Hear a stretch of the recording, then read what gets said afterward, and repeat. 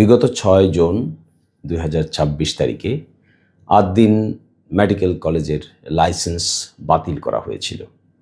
6 জন নবজাতক শিশুর মৃত্যুকে কেন্দ্র করে সরকার এই সিদ্ধান্ত নিয়েছিলেন। আইন অনুযায়ী 30 দিনের ভিতরে আপিল দায়ের করা হয়েছিল সংশ্লিষ্ট মন্ত্রণালয়ে।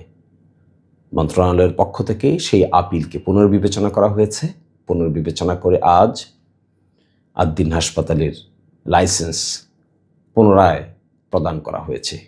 অর্থাৎ যে লাইসেন্সটি বাতিল করা হয়েছিল সেই সিদ্ধান্তকে প্রত্যাহার করা হয়েছে।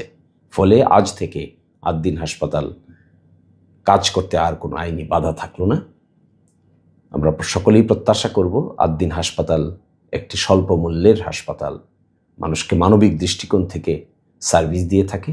আমরা প্রত্যাশা করব আদ্দিন হাসপাতাল পেশাগতভাবে অত্যন্ত দরদ নিয়ে সেন্সিটিভিটির সহিত মানুষকে এই ধরনের সেবা প্রদান করবে এবং বাংলাদেশের লোয়ার মিডল ক্লাস এই হাসপাতালের মাধ্যমে উপকৃত হবে, এই প্রত্যাশা রেখে আজকের মতো এখানেই বিদায়।